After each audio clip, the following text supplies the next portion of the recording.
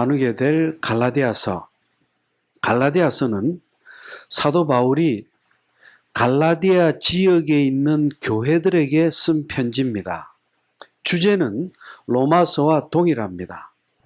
오직 믿음으로 의인이 된다고 하는 이신칭의의 주제를 로마서와 동일하게 우리에게 전해주고 있습니다. 그럼 이 갈라디아서를 어떻게 기록하게 됐느냐?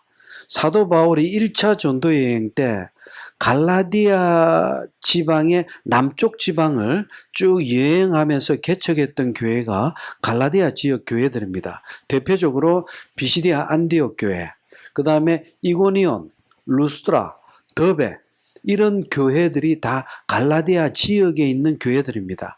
그 교회들에 유대주의, 율법주의 교사들이 들어오기 시작하면서 바울이 전한 복음이 서서히 오염이 되기 시작했습니다. 그래서 바울이 전한 복음은 틀린 복음이다. 율법을 지켜야 하고 할례를 받아야 한다 하는 율법주의자들의 사상이 침투하기 시작했어요. 게다가 사도 바울이 사도가 아니라고 하는 의심마저 들게 만드는 그러한 일이 발생함으로써 갈라디아 지역에 있는 교회들이 교리적인 혼란에 처했습니다. 그 소식을 전해들은 사도 바울이 자신의 사도권을 다시 한번 재확립하고, 그리고 유대주의, 율법주의가 아니라 오직 믿음으로 구원을 얻는다는 칭의의 교리를, 이신칭의의 교리를 다시 한번 정립해주고 있는 것이 갈라디아서입니다. 그래서 이 갈라디아서의 특징은 단호합니다. 전투적입니다. 대표적으로 어떤 편지가 또 그랬던가요? 대표적인 게 고린도 후서입니다. 고린도 후서도 보면 아주 단호합니다. 갈라디아서도 마찬가지입니다. 그래서 갈라디아서는 앞에 서두에 은혜와 평강이 있을지어다 해놓고는 그 다음에는 감사의 말이나 표현이 없습니다. 바로 본론으로 들어갑니다. 그래서 바울의 자신의 변호, 사도권의 변호를 위한 강경한 어조로 기록한 고린도 후서와 유사한 편지가 이 갈라디아서입니다. 그래서 로마서와 주제가 같고 단호하다는 점에서 소로마서로 불리기도 합니다. 그리고 5장 1절 같은 경우는 기독교 자유의 대헌장으로 우리가 붙들 정도로 아주 믿음의 자유 안에서 완전한 자유를 선포하고 있습니다. 그래서 기독교의 독립선언서다. 또 한편으로는 어떤 신학자는 영적인 다이너마이트다. 폭발력을 지니고 있다. 로마서처럼. 예.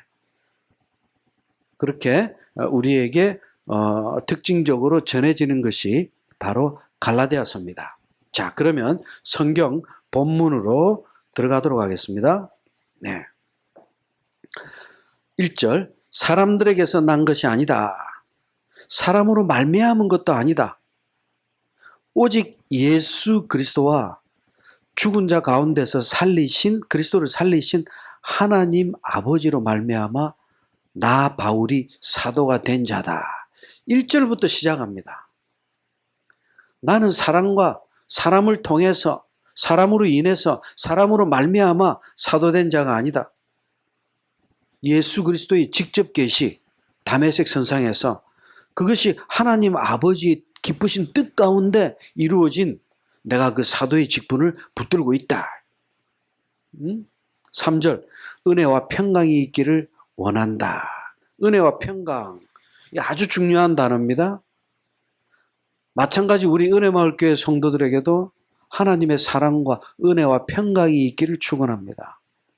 이 은혜와 평강이라는 단어는요, 은혜, 헬라어로 카리스, 이 은혜는요, 우리 측 조건, 우리의 공로, 우리의 노력과는 전혀 무관하게 하나님이 주신 선물입니다. 거저 받는 거예요. 값없이 공짜로 받는 거예요. 그 다음에 평강은 뭡니까? 예수 그리스도로 인해서 하나님과 우리 사이에 막힌 담이 허물어지고 평화를 이루게 됩니다. 그래서 여기서 지금 평강이라고 하는 것은 헬라어로 샬롬, 히브리어로 샬롬입니다. 헬라어로는 에이레네, 히브리어로는 샬롬.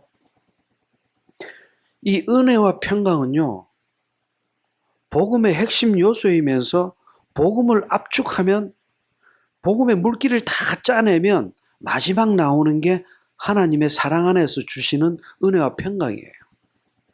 이 은혜와 평강은 뗄 수가 없습니다. 하나입니다. 그리스도 안에서, 그리스도를 통해서 우리가 누리는 것이 하나님의 사랑을 통한 은혜와 평강입니다. 그런데 6절부터 바로 강경하게 시작합니다. 그리스도의 은혜로 너희를 부르신 이를 이같이 속히 떠나 다른 복음 쫓는 것을 내가 이상히 여긴다. 너희들이 다른 복음을 따라가는 것을 내가 이상하게 여긴다.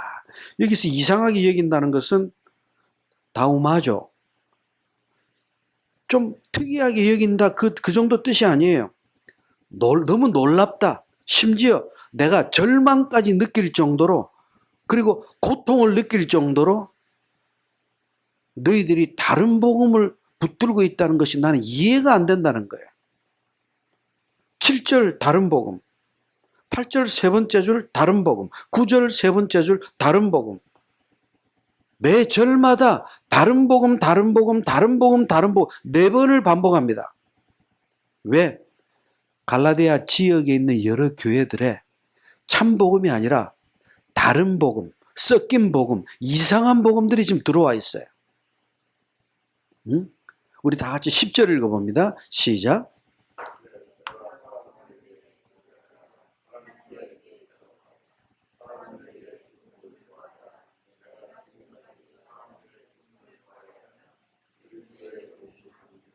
아멘. 사람들을 기쁘게 하고 사람들 비유를 맞추고 사람들을 즐겁게 한다면 바울의 존재는 의미가 없습니다. 오늘날 혹시 어떤가요? 예배가 막 즐겁고 신나고 막 웃고 깔깔거리고, 그게 복된 예배일까요? 여러분, 하나님 앞에서 그렇게 깔깔거리고 웃을 만한 일이 그렇게 많은가요? 그것도 예배 시간에? 아니에요. 하나님을 향한 예배가 아니라 사람을 의식한 예배이기 때문에 불필요한 웃음과 낭비적인 기쁨이 흘러넘치는 거예요. 그 참된 기쁨이 아니에요. 참 평화가 아니에요. 여러분, 다른 복음을 전하는 자 8절 끝에 저주를 받을지어다. 9절 누구든지 다른 복음 전하는 자 저주를 받을지어다. 여기서 저주라고 하는 단어는요, 아나데마, 즉 하나님께 버림받는 것을 의미합니다. 저주를 받을지어다, 하나님께 버려져서 멸망받을지어다, 지옥불에 떨어질지어다, 이 말이에요.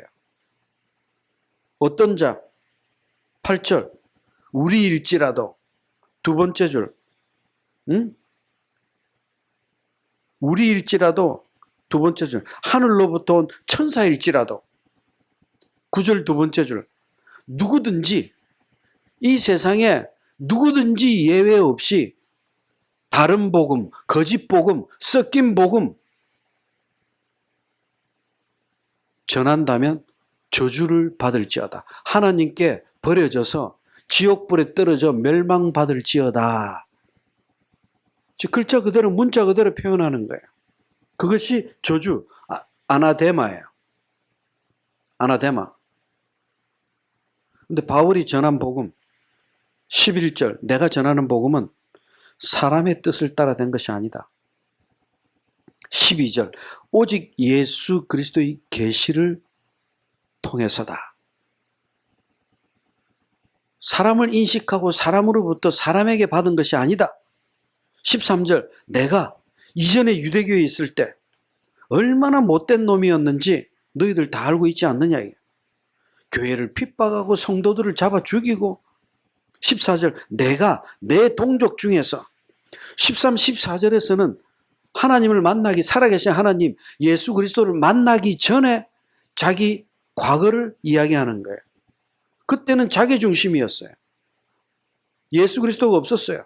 그래서 13, 14절에서는 인칭이 전부 1인칭이에요. 내가 그렇게 악했고, 내 뜻대로, 내 주관대로 그렇게 동족을 괴롭혔고, 그렇게 교회에 못된 짓을 하고, 그런데 15절, 그러나 내 어머니의 모태로부터 나를 택정하시고, 누가 택정하셨어요? 하나님이. 또 은혜로 나를 부르시니가, 누가 불렀어요? 하나님이. 13, 14절에서 자기 중심에 내가 그렇게 악했는데 했던 자가 15절부터 하나님의 믿음으로 바뀌면서부터는 내가가 자기가 사라져요. 중심에 하나님이 들어와요. 하나님이 자기를 택하시고 하나님이 은혜로 나를 부르시고, 응? 16절, 그 아들을 이방에 전하기 위해서, 예수 그리스도의 십자가 복음을 이방인들에게 전하기 위해서 그를 내 속에 나타내시기를 기뻐하실 때 내가 내 혈육, 내 가족, 친지들과 언언하지 않았다. 지금 이건 무슨 이야기를 하려고 하는 걸까요? 지금 이 말씀은 자기는 사도의 직분을 수행함에 있어서 사람으로부터 받았거나 그리고 사람과 상의해서 그 임무를 수행하고자 한 것이 아니다. 지금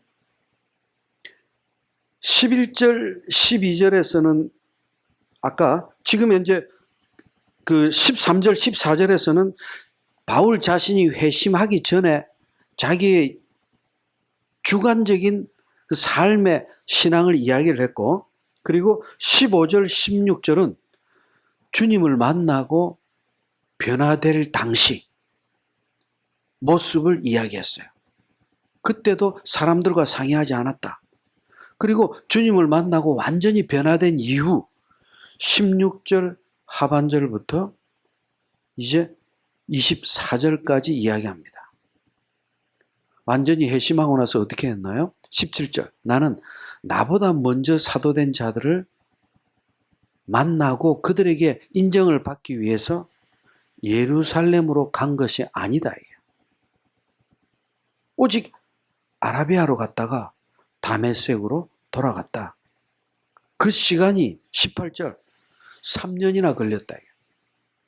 내가 주님을 만나고 다메섹에서 만나고 그리고 내가 주님의 소명을 받고 사도가 되고 그 사도가 됐다는 것을 인정받기 위해서 예루살렘에 가서 나는 추천서를 받거나 인침을 받은 게 아니다. 이게. 오히려 예루살렘으로부터 3년 동안 떨어져 있었다. 이게. 응? 그리고 3년이 지나서야 18절 내가 게바를 만나려고, 즉 베드로를 신방하려고 예루살렘으로 가서 15일 동안 머물다가 기껏 19절 주의 형제 야고보 외에 다른 사도들을 보지도 못했고 만나지도 못했다. 무슨 말입니까? 자신의 사도권은 사람으로부터 된 게 아니기 때문에 사도들한테 인정받을 필요가 없어요. 사도들을 미리 찾아갈 의미도 없었고, 그리고 기껏 내가 사도 중에 수제자인 베드로, 그리고 예루살렘 교회의 최고 지도자인 예수님의 동생 야고보, 이런 사람들을 만난 것도 기껏 예루살렘에 15일 머물면서 잠깐 스쳐 만난 것 외에는 없다.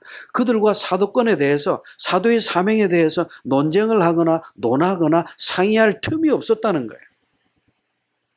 사랑과는 전혀 무관하다는 거예요. 응? 20절, 내가 너희에게 지금 이렇게 편지를 쓰고 말하는 것이 거짓말이 아니다. 참이다. 참이다.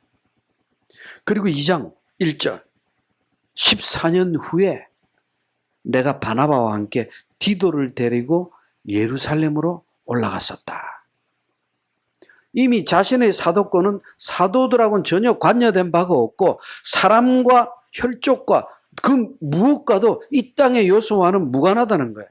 오직 하나님, 다메섹 선상의 예수 그리스도, 하나님의 직접 계시로 사도된 자예요. 그래서 내가 2절 계시를 인해 예루살렘으로 올라가.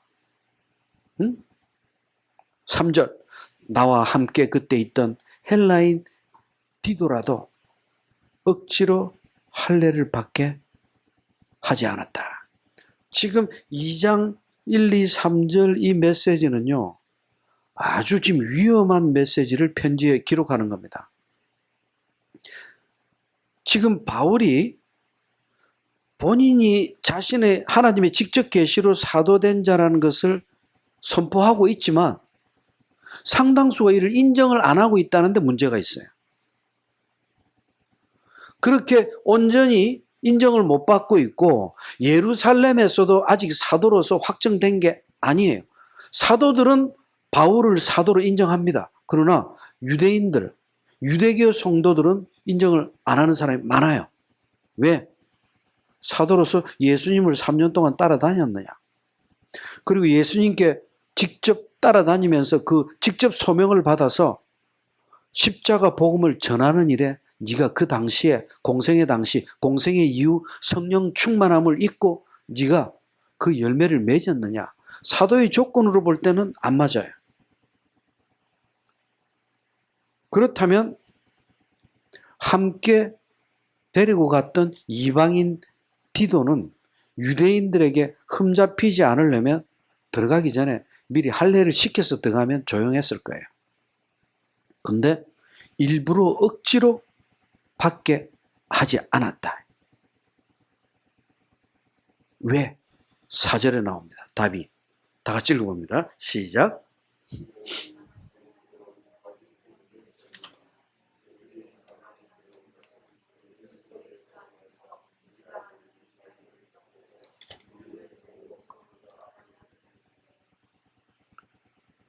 가만히 들어온 거짓 형제, 거짓 교사, 유대 율법주의자들을 이야기합니다. 율법을 지켜야 의인이 된다. 다 지켜야. 그리고 할례를 받아야 의인이 된다. 그렇게 가르치는 거짓 형제, 거짓 교사들 때문에 요번에 그들이 틀렸다는 것을 인정하기 위해서 디도를 할례도 받지 않고 데리고 예루살렘으로 들어왔어요. 참복음으로 예루살렘을 정복하기 위해서 들어온 정복자의 마음으로 들어온 거예요. 어떤 시비가 걸릴지 모릅니다. 위태롭습니다. 왜? 5절 일시라도 우리가 복종치 아니하였으니 복음의 진리로 너희 가운데 항상 있게 하기 위해서, 복음의 참 진리가 너희 안에서 뿌리 내리게 만들기 위해서 내가 지금 전쟁하는 심령으로 들어왔다는 거야. 할례도 안 한 디도를 데리고 왔다는 거야. 8절 하나님은 베드로에게 역사하사 할례자의 사도로 삼으셨고 또한 내게 똑같이 그렇게 역사하사 나를 이방인의 사도로 삼으셨다. 베드로와 나는 같은 사도로서 동력자다.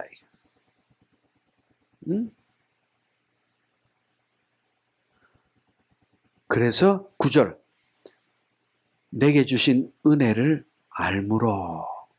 누가 알아요? 바울도 알고 이제 베드로와 야고보도 사도들도 알게 됐어요. 그래서 9절 예루살렘에서 기둥같이 여기는 예수님의 동생 야고보와 베드로 게바와 그리고 사도 요한도 나와 바나바에게 친교의 악수를 청했다. 무슨 말입니까?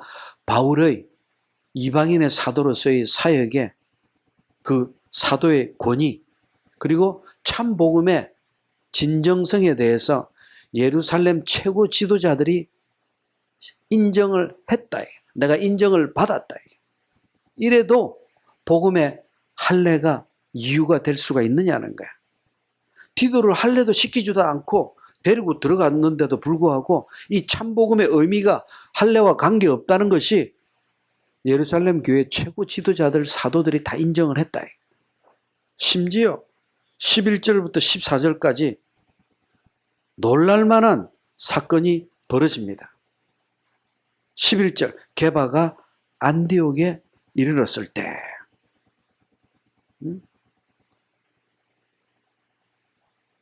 내가 책망할 일이 있어서 내가 그를 책망했다. 사도 바울이 사도 중에 사도요, 제자들 중에 최고의 위치에 있는 게바 베드로를 책망했대요. 왜? 12절 다 같이 읽어봅니다. 시작.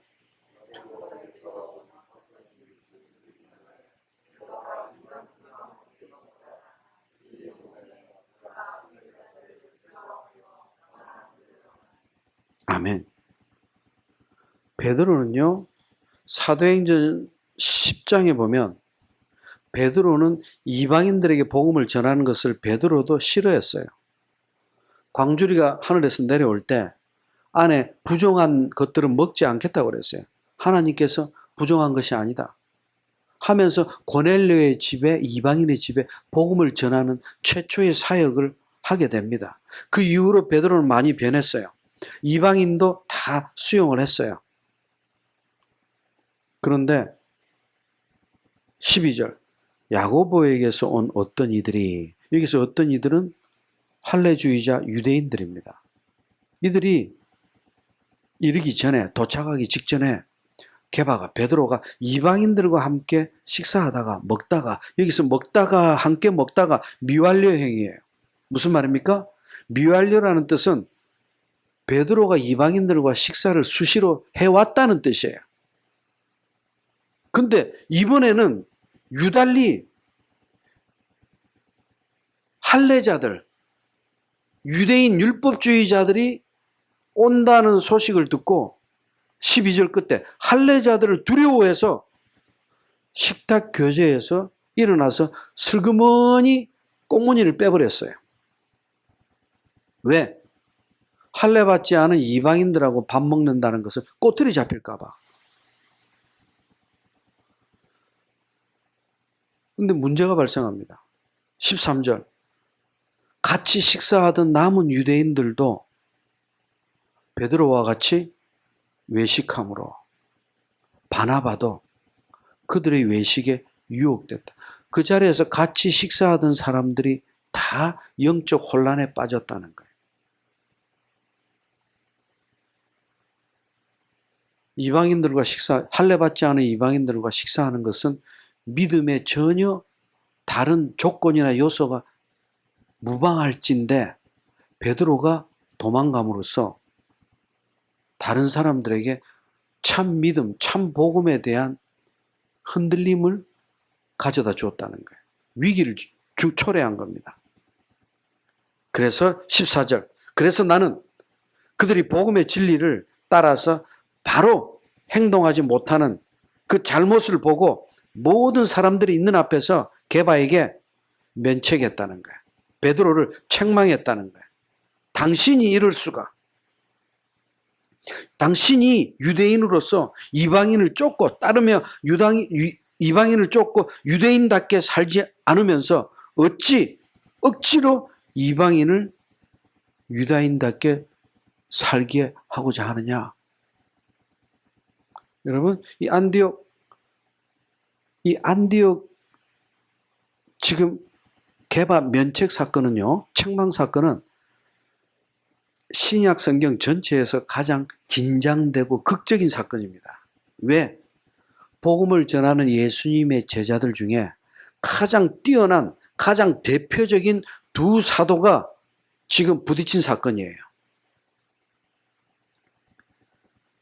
베드로는 이전에도 대제사장이 예수 그리스도를 신문할 때 한여하고 다른 사람들이 너도 예수의 제자지 할 때 3번이나 거부한 적이 있어요. 그때 그 습성이 지금 자기도 모르게 불쑥 튀어나온 거예요. 순간적으로 이렇게 변명하고 도망가는 습성이 있어요. 급할 때. 이유는 성령이 강림한 이후로 많이 변화되었지만 그럼에도 불구하고 이렇게 연약한 모습을 지금 보여줍니다. 베드로가 누굽니까? 그럼에도 바울은 모든 사람들이 있는 앞에서 공개적으로 베드로를 강력하게 질책했다. 베드로는 1장 17절에 보면 누구보다 먼저 사도된 자예요. 누구보다 우선해서 솔선해야 될 자가 그럼에도 불구하고 그런 큰 그릇이 이런 실수를 했다는 것은 너무나 안타까운 일이다. 안타까운 일이다. 13절 두 번째 줄을 보면 바나바 같은 경우 바나바도 지금 영적 혼란이 왔어요.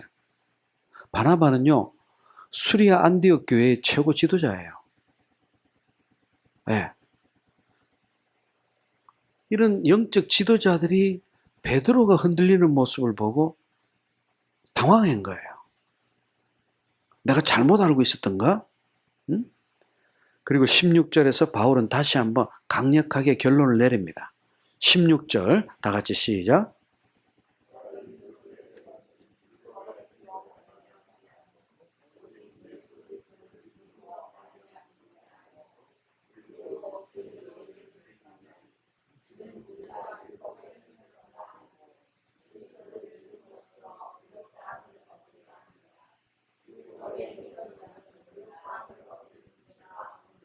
아멘. 이신칭의를 다시 한번 선포합니다.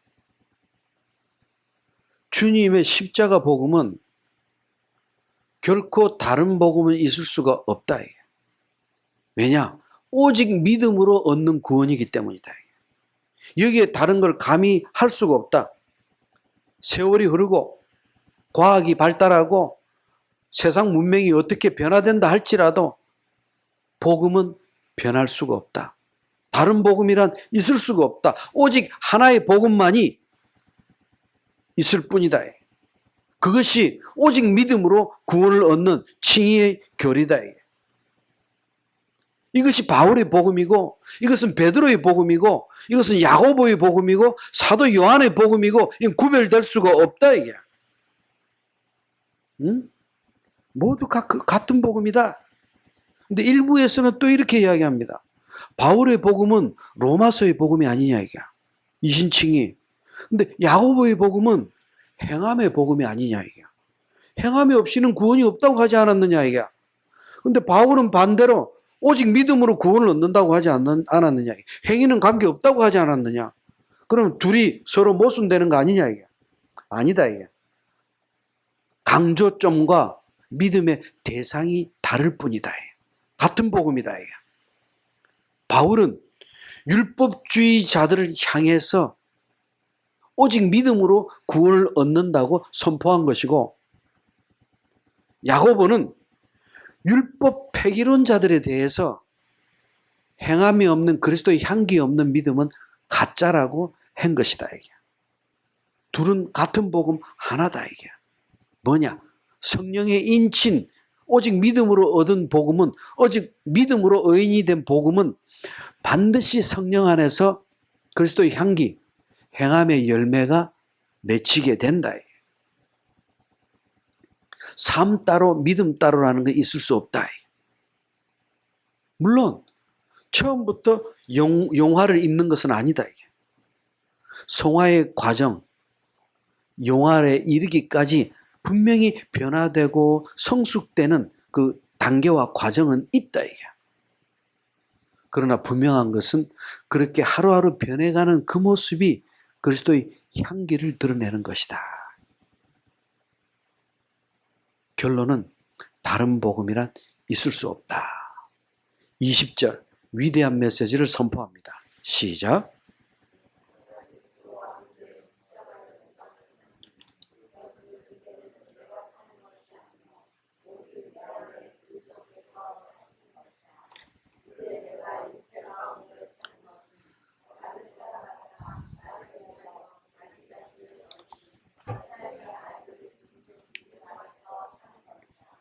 아멘. 내가 그리스도와 함께 십자가에 못 박혔다. 이거는요, 성경에서 가장 큰 신비입니다. 우리가 언제 십자가에 못 박혔어요? 우리 십자가에 올라간 적도 없어요. 근데 성경은 이야기합니다.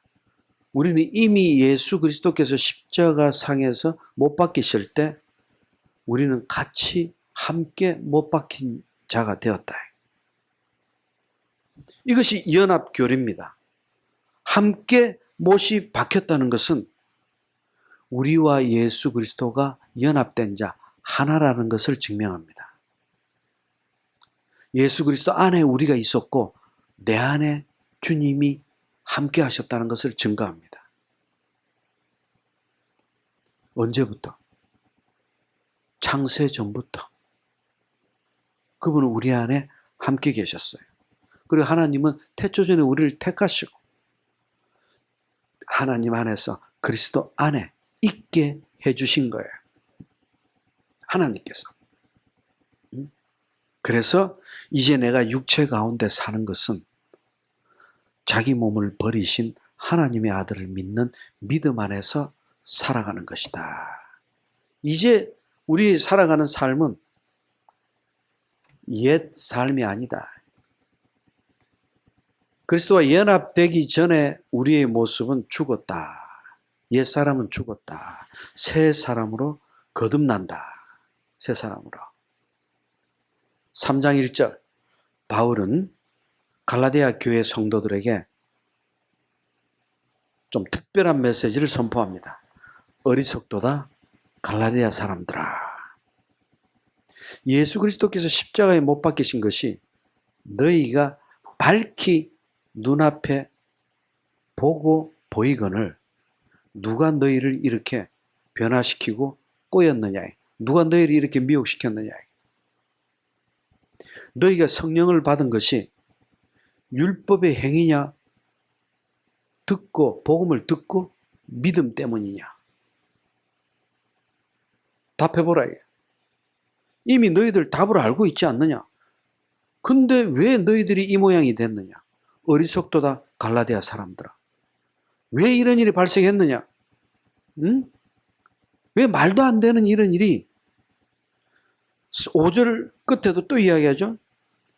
율법의 행위냐 듣고 믿음이냐. 둘 중에 하나를 택해보라 이게. 하나님의 백성이 되고 천국의 백성이 되고 의인이 된 것이 행위냐 믿음이냐. 응? 충분히 너희들이 판단할 능력이 있으면서도 왜 이런 어리석은 짓들을 하고 있느냐. 이게.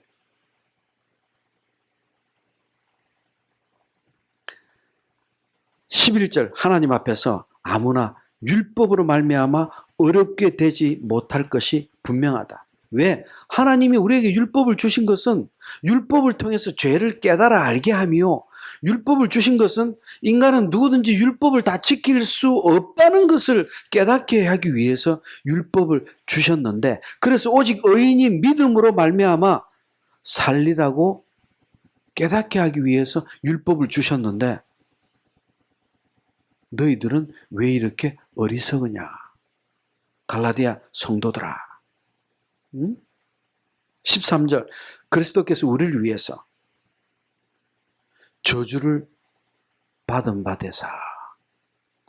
죄로 인한 지옥불 저주를 우리가 받아야 될 그 저주를 주님께서 대신 받으시고 율법의 저주에서 우리를 속량하셨다. 우리가 받아야 될 저주를 온 인류의 죄로 인한 저주를 그분이 대신하셨다. 19절 그런즉 율법이 뭐냐 이게. 다 같이 19절 읽어봅니다. 시작.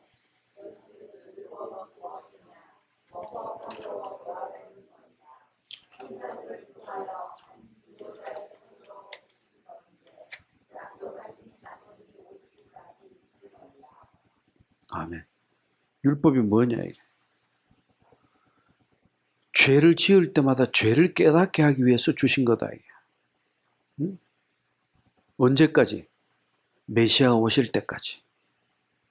그분이 율법의 완성으로 이 땅에 오실 때까지 한시적으로 주신 건데, 그래서 24절, 이 율법이 우리를 그리스도에게로 인도해주는 초등교사, 인도자, 몽학 선생이 되게 하신 건데, 너희들은 그 율법을 마치 진리인 것처럼 잘못 붙들고 있다. 응? 25절, 믿음이 온 후로는 우리가 초등교사 아래 있는 것이 아니다. 십자가 복음의 은혜가 우리에게 온 후로는 우리는 율법 아래서 사는 믿음이 아니다. 율법으로부터 자유함을 누린다. 하나님의 은혜 아래 우리가 믿음을 얻게 됐다. 그래서 29절, 너희가 그리스도께 속한 자면 아브라함의 자손이고 약속대로 천국의 유업을 이을 자다. 육체적 아브라함의 자손이 믿음의 자손이 아니고 그리스도께 속한 자, 십자가 복음 안에 그리스도와 연합된 자가 천국의 유업을 이을 자다. 4장 4절에서는 신비스럽고 놀라운 위대한 메시지를 선포합니다. 4장 4절 다 같이 읽어봅니다. 시작.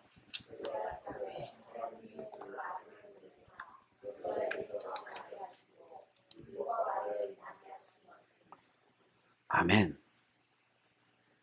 지금 때가 참해하면서 하나님께서 주님을 하나님의 때에 이 땅에 보내셨다. 4절부터 7절에서는 그분이 오신 후에 우리의 신분이 달라지고 우리의 지위가 달라졌다는 것을 이야기합니다. 하나님이 그 아들을 보내사 여자에게 나게 하시고 예수 그리스도의 성육신을 이야기합니다.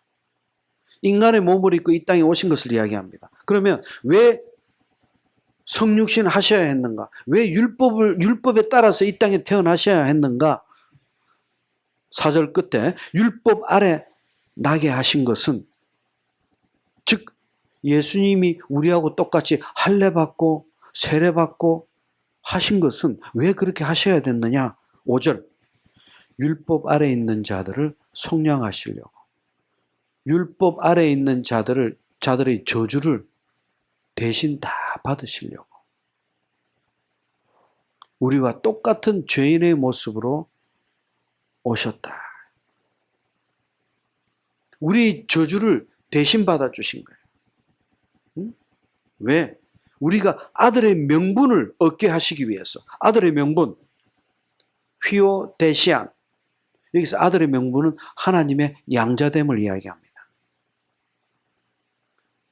독생자 예수 그리스도, 독생자라는 것은 하나님의 유일하신 아들이십니다. 그분께서 우리를 하나님의 양자, 아들됨을, 그 신분을, 그 영광의 신분을 우리에게 주시려고 그분이 율법 아래 이 땅에 오셔야만 했다. 응?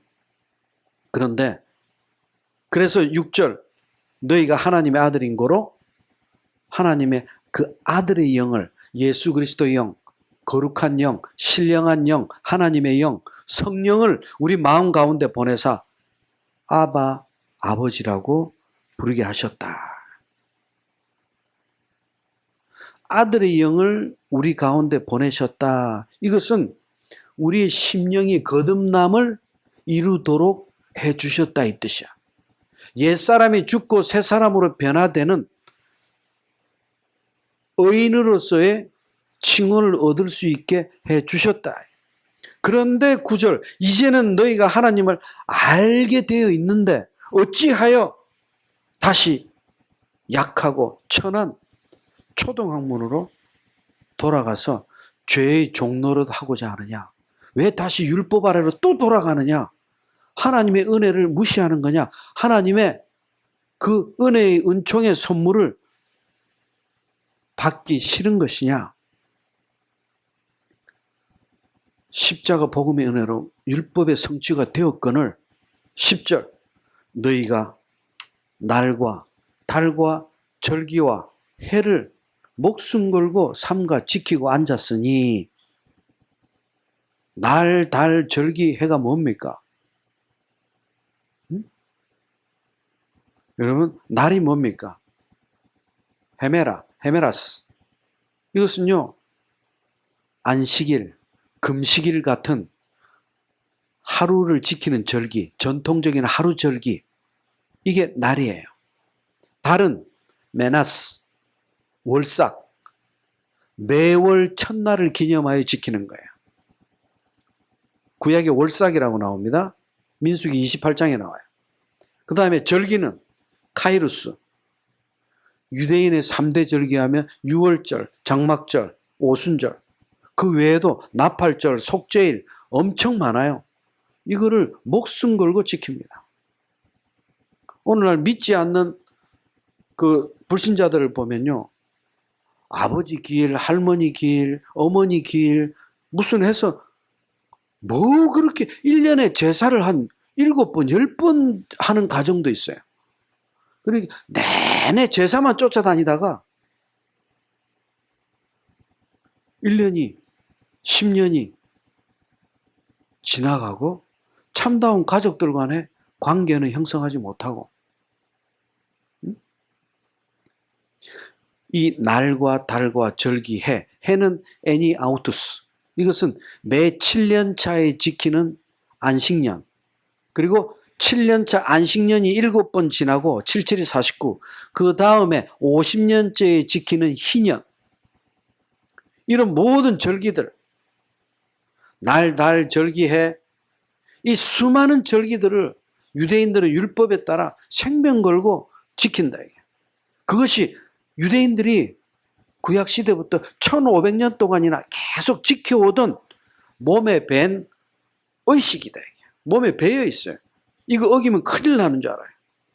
응? 이것이 유대인들의 전통이에요.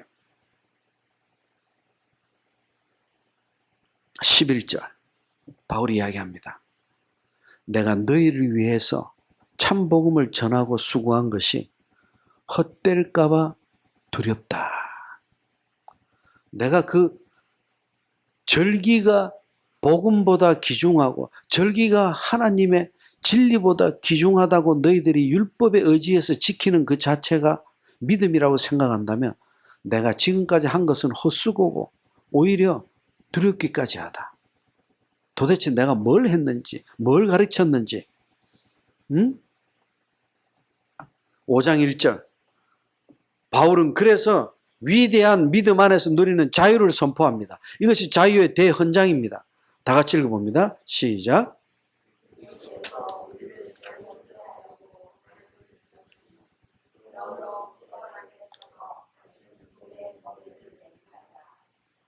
아멘. 다시는 종의 멍에를 매지 말라. 종의 멍에가 뭡니까? 수레를 끄는 짐승의 목에다가 걸어서 끼우는 나무를 멍에라고 그래요. 이것은 성경에서 노예를 상징하고 포로를 상징하는 거예요. 멍에. 매지 말라. 여기서 매다라고 하는 뜻은 덫에 걸리다 이 뜻이에요. 멍에의 덫에 사로잡혀서 헤매지 말라. 하나님께서 그리스도를 통해서 그리스도께서 우리에게 자유를 주시려고. 여기서 자유는요, 자기 뜻대로 자기 의지대로 마음대로 사는 방종을 의미하는 게 아닙니다. 성도의 로마서에서 이야기한 믿음 안에서 누리는 성도의 3대 자유가 있어요. 5장 죽음으로부터의 자유, 6장 죄로부터의 자유, 7장 율법으로부터의 자유. 이 믿음 안에서 누리는 3대 자유 안에 있는 성도는 8장 성령 안에서 자유를 누리게 됩니다. 담대해요. 믿음 안에 자유가 있는 성도들의 특징은 담대해요. 머뭇머뭇거리지 않습니다. 진리를 바르게 알고 어둠과 빛을 구별하기 때문에 분명합니다. 참 믿음이냐 아니냐? 그 성도의 위기 때, 어려움이 닥쳤을 때, 그 사람이 고난이 닥쳤을 때 그대로 드러납니다. 정말 그런 일이 있으면 덜컹 가슴이 내려앉고 한동안 헤맬 것 같아. 근데 통화하다 보면 때로는 직접 만나서 눈빛을 보면 전혀 그렇지 않아요. 더 담대해요. 위기 때 더 담대해요. 답을 알고 있어요.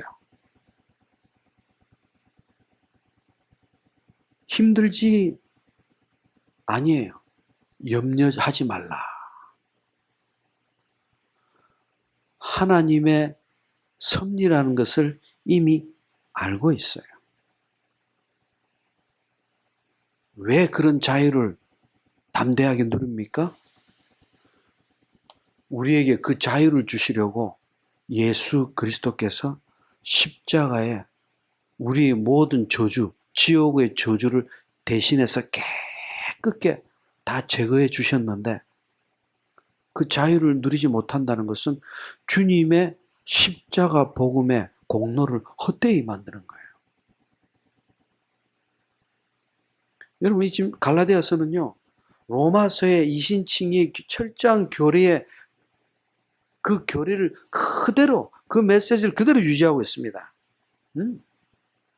오직 하나님의 은혜로 예수 그리스도의 십자가의 믿음으로 구원을 얻은 성도는 그런 성도가 할례를 받아야 구원을 얻는다고 하면 이건 뭡니까? 바울은 복음을 전할 의미도 없고 필요도 없는 거예요. 오직 십자가의 공로, 하나님의 은혜, 은총의 선물이라고 했는데 거기 왜 자꾸 율법이 들어가고 할례가 들어갑니까? 왜 인간의 공로, 인간의 노력이 왜 자꾸 끼어듭니까? 하나님의 전적인 헌신을 무시하는 거예요. 값없이 만드는 거예요. 그러므로 3절, 내가 할례를 받는 각 사람에게 다시 증거하노니 그는 율법 전체를 행할 의무를 가진 자다. 좋다. 할례를 지켜야 구원을 얻는다면 그래, 그렇게 해라. 할례 다 지켜라. 전체를 다 지켜라. 하나라도 어기면 하나님 법을 어기는 거니까. 그래, 네가 원하는 대로 할례 받고 율법 지켜서 구원을 얻으라는 거예요. 그러나 우리는 5절, 성령으로 믿음을 쫓아 의의 소망을 기다린다. 6절, 그리스도 예수 안에서 할례나 무할례는 의미가 없다. 효능이 없다. 오직 사랑으로 역사하는 믿음뿐이다. 그래서 주님은 십자가에서 사망의 권세를 이기시고 십자가에서 죽으신 것이 끝이 아니라 다시 살아나셨다. 부활하셨다. 영원히 죽고 마땅한 우리를, 그 옛사람이 죽고 우리를 거듭나 다시 살게 하시기 위해서 그렇게 엄청난 대가를 치르고 주님 자신이 지옥불의 저주를 대신해서 우리에게 얻어준 자유인데 그 엄청난 자유의 대가를 언제까지 버릴 것이냐. 응? 바울은 지금 너무나 안타까운 거예요. 응? 13절, 형제들아 너희가 자유를 위하여 부르심을 입었다. 그러나 그 자유로 육체의 기회를 삼지 말라. 무슨 말입니까?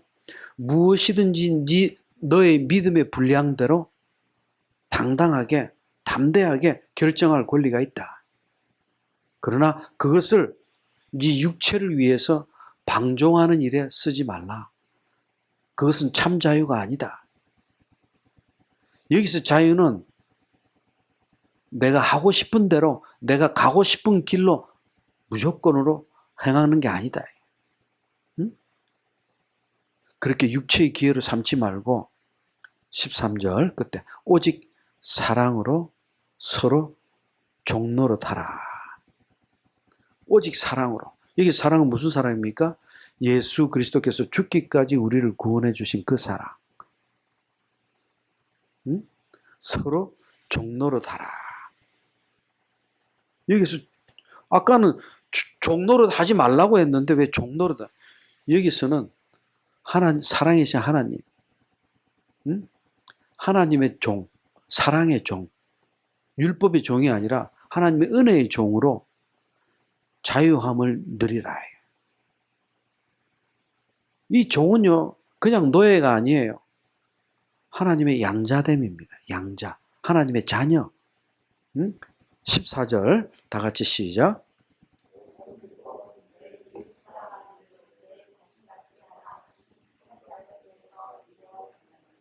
아멘. 온 율법은 내 이웃 사랑을 내 몸같이 하라.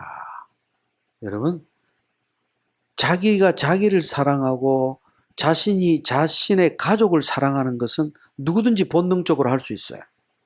근데 내 소유가 아니고 내 핏줄이 아닌 이웃을 사랑하는 것은, 다른 사람을 사랑하는 것은 이거 쉽지 않습니다. 팔이 안으로 굽는다고 내 가족, 내 아내, 내 남편 먼저 마음이 가고 내 심령이 가게 돼 있어요. 근데 이웃 사랑하기를 내 몸같이 하라. 하나님 사랑, 이웃 사랑. 즉 사랑. 이것은 율법의 완성이기 때문에. 15절. 만일 서로 물고 먹으면 피차 멸망할까 유념하라. 조심해라.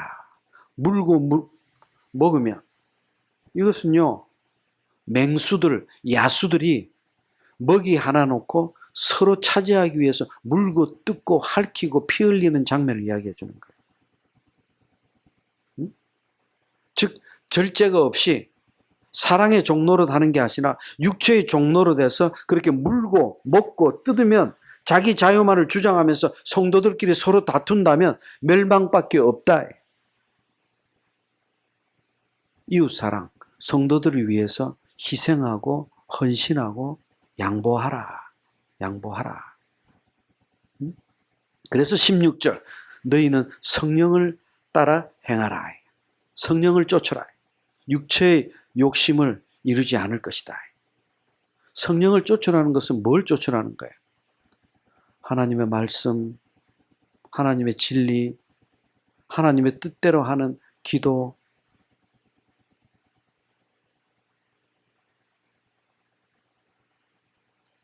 붙들다 보면 그리스도의 향기를 드러내게 돼 있어요. 반드시 열매가 맺힙니다. 17절 다 같이 읽어봅니다. 시작.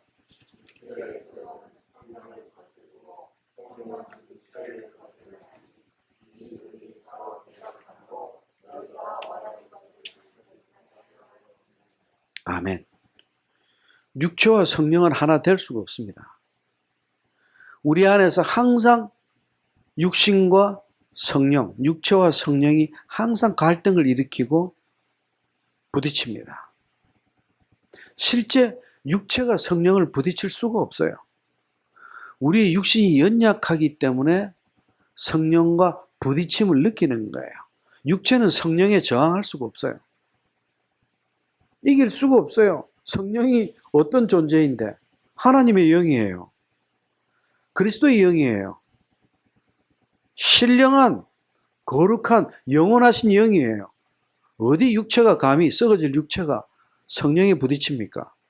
근데 내 안에 살아계신 성령이 임재하시는데 내 육신이 약한지라 그걸 육체를 감당치 못하는 거예요. 내가. 그래서 성령을 아프게 하는 거예요. 성령에 탄식하게 하는 거예요. 성령께서 탄식하는 거예요. 그렇게 나를 선하게 인도하시고 싶은데, 그렇게 나를 하나님의 기쁜 그 하늘의 큰 복을 누리게 하고 싶은데, 이 녀석이 그 정말 하나님만 따라가면 그 좁은 문에 좁은 길을 가면 정말 복되고 신령한 열매들이 주렁주렁 맺혀 있는데 그 복을 다 무시하고 엉뚱한 길로 가고 앉았으니 성령이 탄식하시는 거예요. 성령이. 그래서 19절 육체의 일은 분명하니 곧 음행, 더럽고 호색하고 우상 숭배하고 술수, 원수, 분쟁, 시기, 분냄, 투기, 술 취함, 방탕함, 그와 같은 것들. 육체의 일의 16가지를 하나씩 다 밝힙니다. 육체의 일.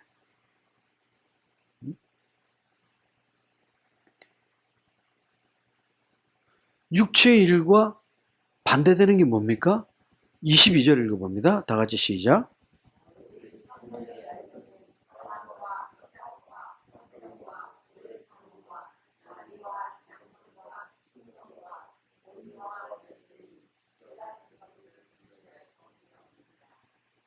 성령의 9가지 열매를 이야기합니다. 이 성령의 열매는요, 우리의 노력으로 되는 게 아니에요. 성령의 은혜로 우리가 따라갈 때 우리의 노력은 거기에 가미되는 거예요. 성령의 인도하심입니다.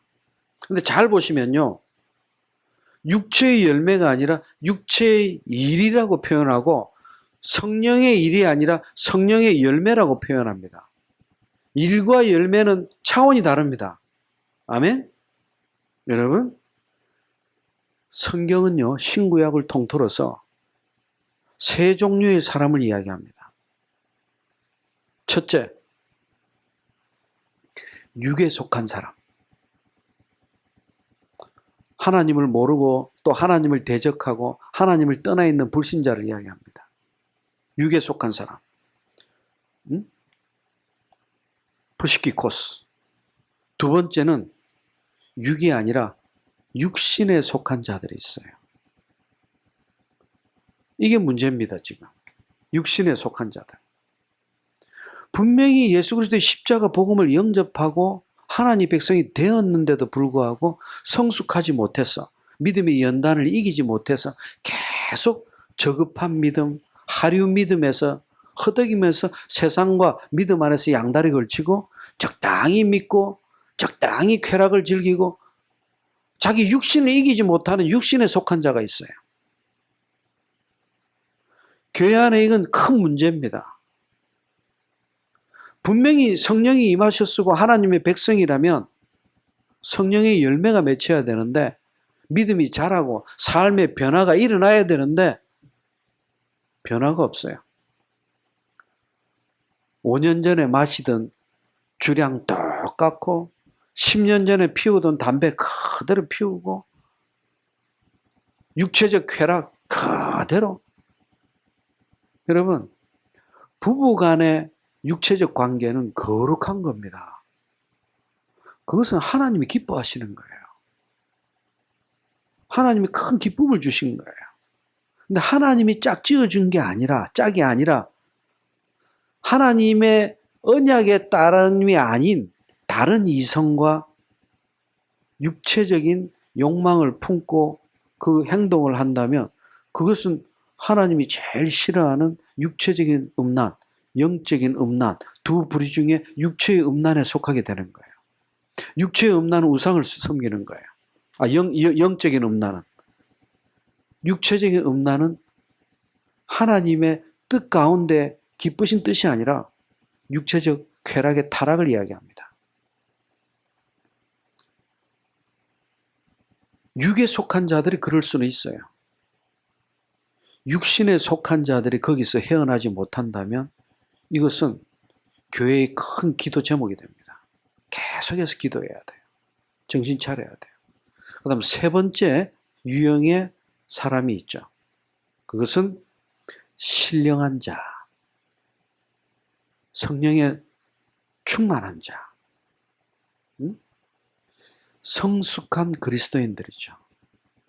다른 성도들에게 본이 되고 다른 성도들이 봐도 참 기쁘고 그분을 보면 그분을 생각하면 마음에 평화가 있고 참 감사하죠. 내가 닮고 싶고 나도 저런 믿음을 갖고 싶고 신령한 분들이에요. 자기는 가만히 있어요. 근데 성도들에게 아름다운 향기와 영향을 미쳐요. 신비합니다.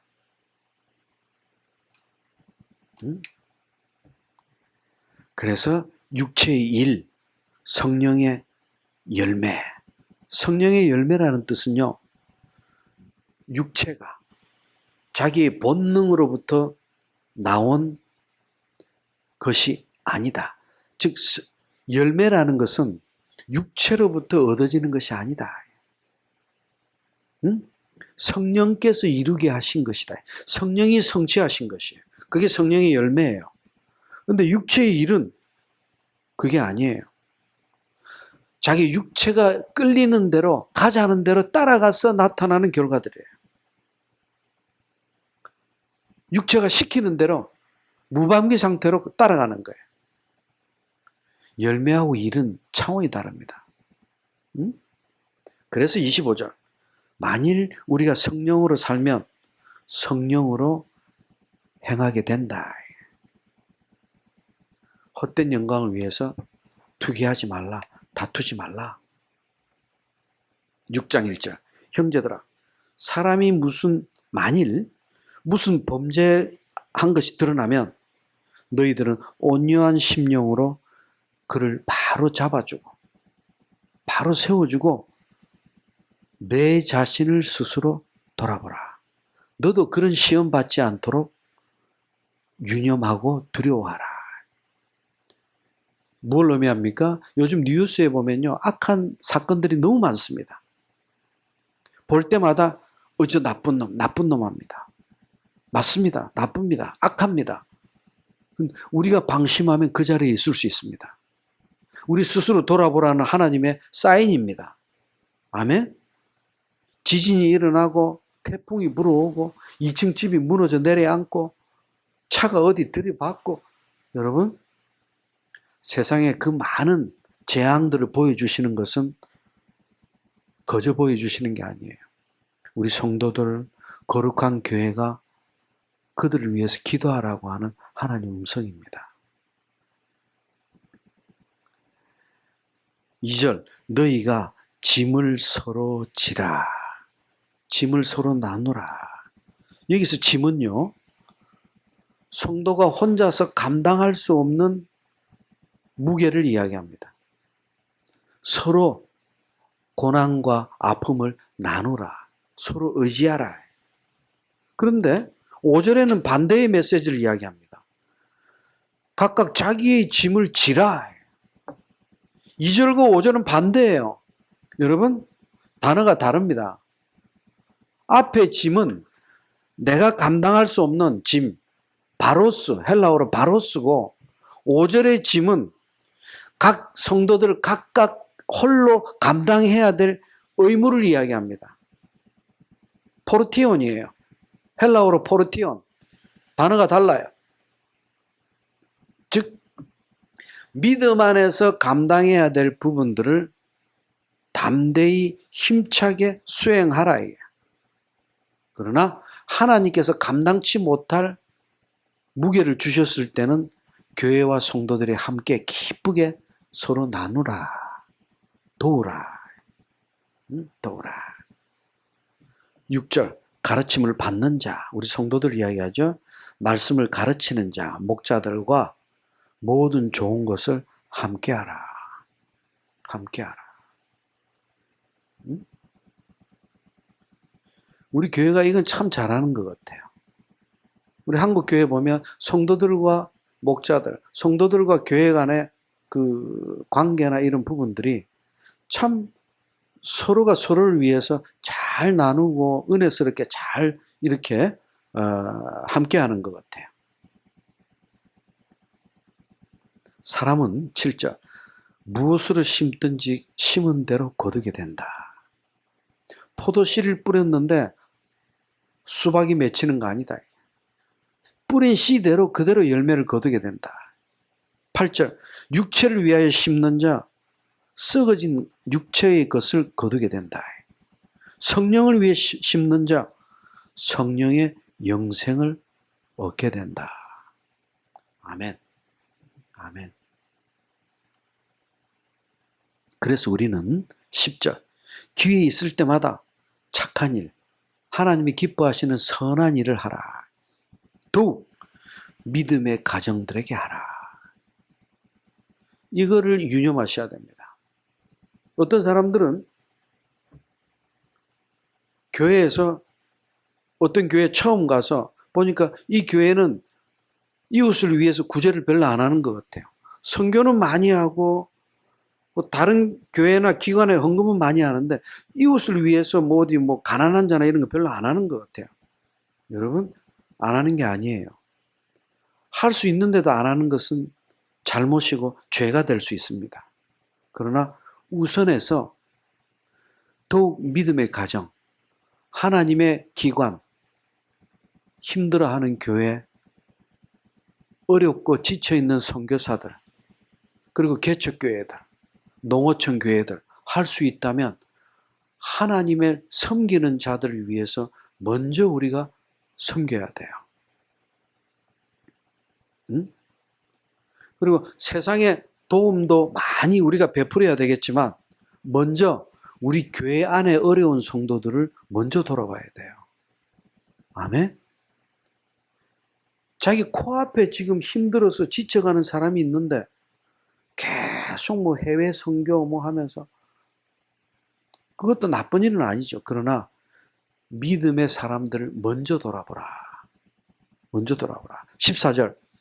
그러나 내겐 우리 주 예수 그리스도의 십자가 외에는 결코 자랑할 것이 없다. 바울은 자기 스스로 약한 것을 자랑합니다. 복음을 전하다 보니까 육체가 약하고 질병에 약하고 세상과 싸우지를 못하고 세상적으로 볼 때는 정말 연약하고 나약하고 약하게 보여요. 근데 바로 그것이 하나님 앞에, 우리 성도들 앞에, 교회 앞에 자기가 자랑할 수 있다면 그 약한 것 하나 자랑할 수 있겠대요. 십자가 외엔 자랑할 것이 없다. 왜? 십자가 외에 세상적인 것들은 다 배설물, 육체적인 쓰레기로 밖에 인식을 안 하기 때문에.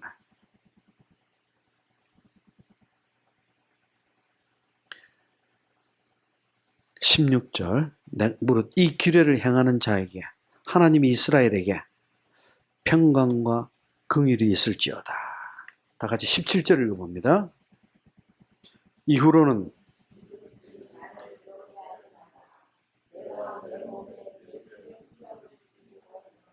아멘. 여기서 흔적이라고 하는 것은 스티그마타.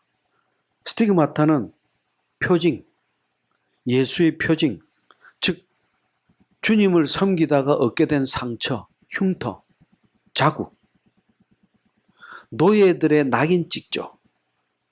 그런 흉터, 화인, 복음 때문에 수많은 채찍을 당해서 온몸에 흉터가 생기고 찢겨지고 예수의 흔적.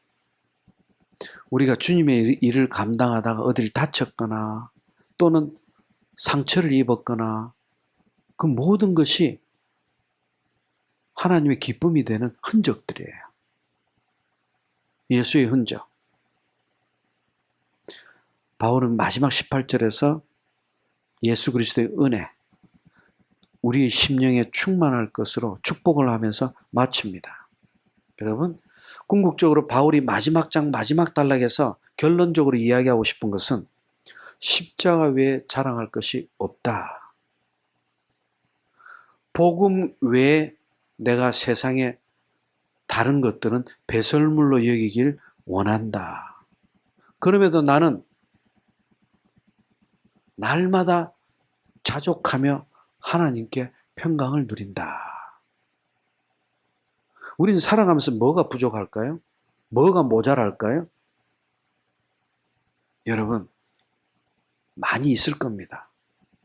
그러나 하나님께서 나를 위해 베풀어 주신 사랑, 나의 저주를 감당하기 위해서 대신하신 예수 그리스도의 십자가 사랑, 그 참 의미를 기억하고 우리가 붙든다면 우리가 세상을 살아가면서 느끼는 부족하고 모자란 것들은 그 참 진리의 의미에 비한다면 정말 때로는 우리에게 배설물이라고 느껴질 수 있을 겁니다. 감당할 수 있을 겁니다. 이길 수 있을 겁니다. 아니, 반드시 이깁니다. 이것이 십자가 사랑입니다.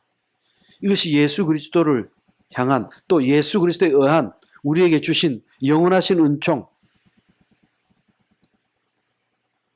십자가 복음의 영생입니다.